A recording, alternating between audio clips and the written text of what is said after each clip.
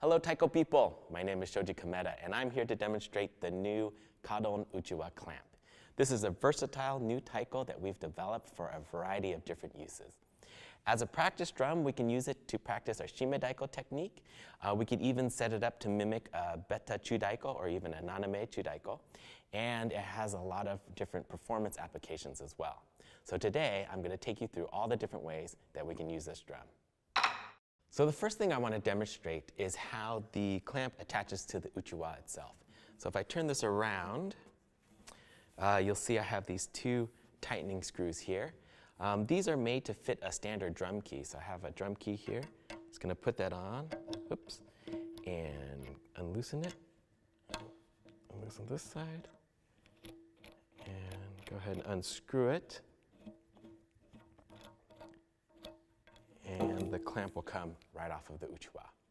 Now, this clamp can fit different uchiwa sizes, so that'll be quite useful. And when it comes time to replace your uchiwa, you'll only have to replace the head, and that'll be much cheaper than it would be if you were going to purchase a standard uchiwa. So to attach the clamp, we just do the opposite. Put it on here like this. Screw it down on both sides. And use the drum key to tighten it up.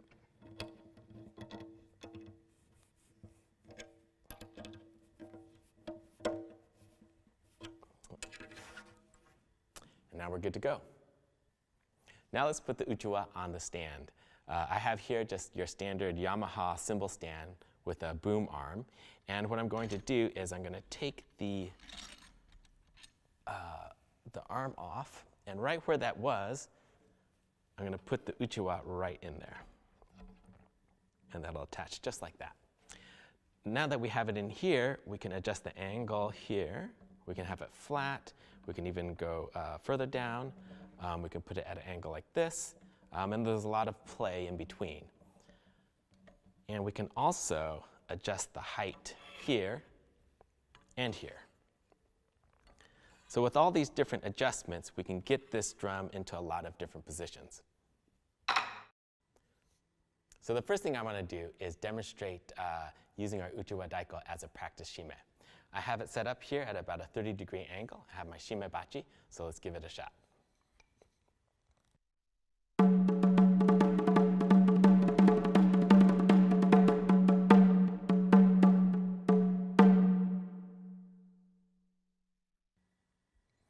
If you like your shime at a more flat angle, that'll be really easy to do. First, we'll just loosen it here, flatten out the angle, and then we can turn it around and maybe adjust the height a little bit. I'm going to bring this down a little bit, so right about there. Tighten it back up, and we can try it again here.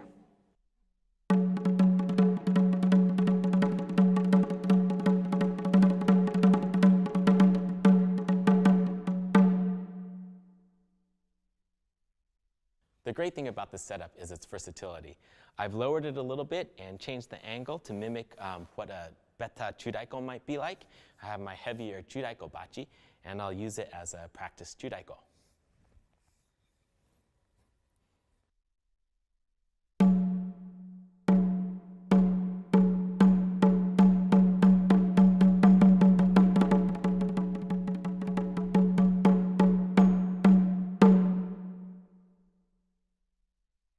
Now I've got it set up so we can practice our naname technique, again with the heavier bachi, and I'll go ahead and demonstrate that.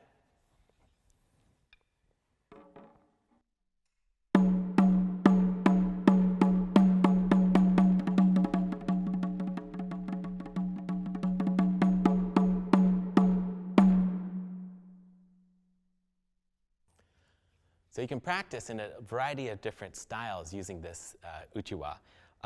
For this demonstration, I was using 7.5 kashi bachi. So this is a pretty heavy chudaiko bachi. And with this heavier bachi, the uchiwa is pretty light, so it will move around a little bit. So it's not ideal for performing. But it's still quite useful for being able to practice your movements, especially the naname movements or the beta movements. It doesn't make a lot of noise, so you can do this in your living room. It's also very light and collapsible, so it stores and transports very easily. When we move to our lighter bachi, use a shime bachi or a sort of taiko set bachi, we can take advantage of the tonal quality of the uchiwa. And we can actually use this in a lot of different performance setups. I like to use it to supplement different taiko sets, and that's what we'll demonstrate next. One of the great features of this uchiwa clamp is that it is compatible with all the sort of standard cymbal hardware that's available out there. So, for example, I have this thing here. This is a basic cymbal arm attachment. This is made by a company called Tama. And basically, what this is just a simple clamp where you would attach this part to the cymbal stand, and typically another cymbal arm goes here, and you can attach another cymbal there. But what I've done is I've taken out that cymbal arm, and I've attached my uchiwa to this. And this is an example of a percussion tree that we use in On Ensemble. I have the uchiwa set up here. I have this, this is actually a Hawaiian instrument called a pu'ili. I have a cymbal and even a tambourine. And what I really like about this is just one stand, but it gives me 4 different colors to play with, and it really enhances any sort of taiko set. So I've got my chudaiko here and my little percussion tree here, and I'm going to go ahead and demonstrate this.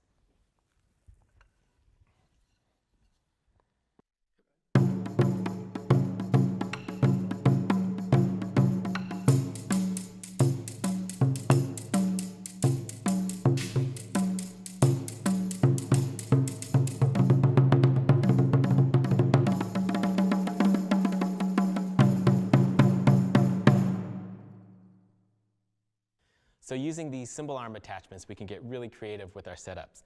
I have another one that I've attached to this cymbal stand, and I'm going to put a second uchiwa on one cymbal stand.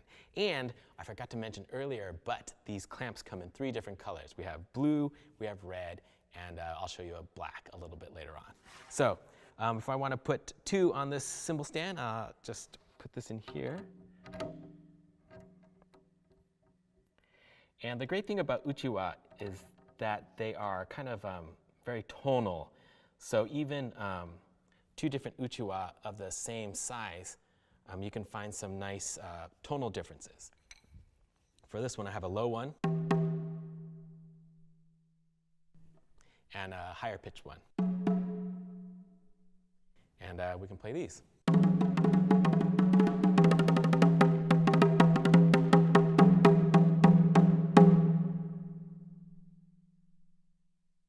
Another way I like to use these is to set up several uchiwa and have them complement a chudaiko or some larger drum I have in the middle here. And again, because these are so easy to manipulate, we can change the angle, we can change the height. You can really get these in nice playing positions for multiple drum setups.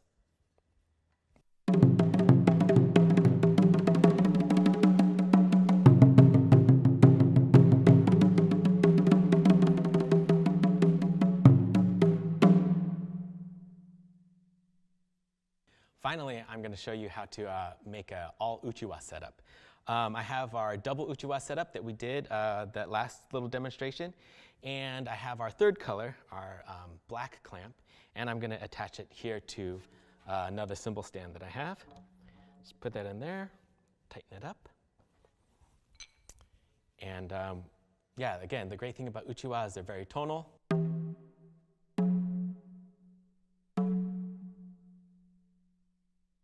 So you can have a lot of fun playing with these different tones.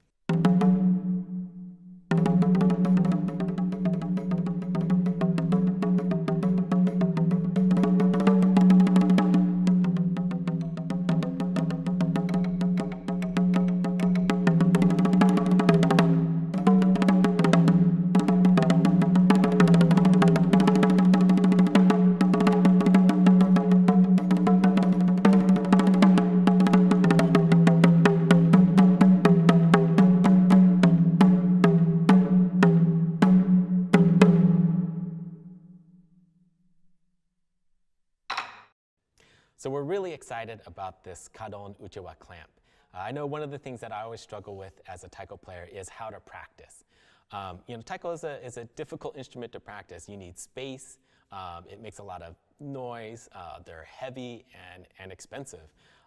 So I think we've all done a lot of things to try to find ways to practice. We practice on tires. We practice on pillows.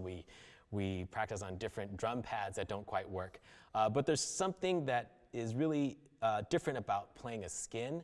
The response that you get from playing a skin is really unique, and I think it's very useful to practice on skins as much as you can to get used to that response and used to the feel of an actual drum.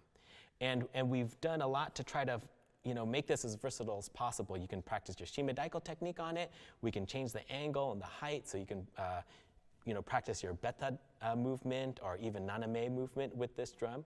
So I think it'll be very useful. It's also lightweight, and it will fold up very nicely and go away in your closet. And it's not as loud as playing a chudaiko would be. So I think you could probably get away with practicing in your living room or your dorm room or your apartment. The uchiwa will also be really useful in a lot of performance situations.